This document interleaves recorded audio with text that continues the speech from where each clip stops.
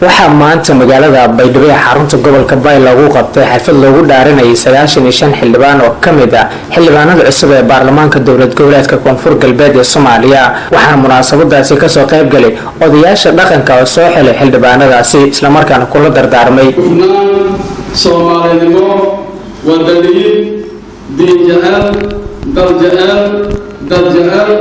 antaas bisidisi wada shaqadiisana aan horasankeega la dowladooda ayarada aan soo dooranay oo meesha keenay xildhibaanada 95 ah waxa filaynaa inay ka foojignaa doonaan foojignaada dadka koonfur galbeed laga shaqeeyo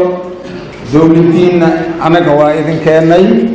laakiin shaqada dadka laga rabo waa idinka marka insha Allah ugu dambeyn gudoomiyaha guddiga soo xulista baarlamaanka koonfur galbeed maxamed kerow maxamed ayaa ka sheekay marxaladii kala duwan ay soo mareen qofka ka daaweyn baarlamaanka cusub ee koonfur galbeed Soomaaliya oo sida ku meel gaarka anaga doona gudoomiyaha baarlamaanka koonfur galbeed Soomaaliya si ku meel gaar ah bila gudoomiyaha doorado may baleeray Xasan Abdulnuur Aadan Xasan Albar Xasan Albar oo koy shaqada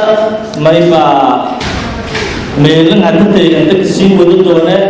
gudoomiye Xasan Albar ilaa isinka dooradaasaan gudoomiye cusbaayna gudoomiyaha waagu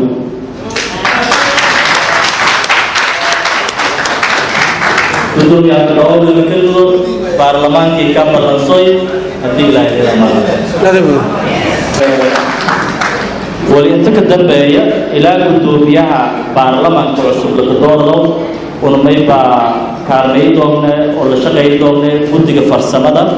أو قدوميها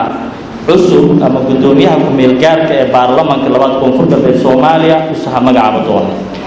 ما يفضلنا إنه نسينشنا قفك كداوين برلمان cusub ee koonfur galbeed Soomaaliya oo sidoo ku meel gaarka anaga doona gudoomiyaha baarlamaanka koonfur galbeed Soomaaliya si ku meel gaar ah bila gudoomiyaha doorado may baleeray Xasan Abdulnuur Aadan Xasan Albar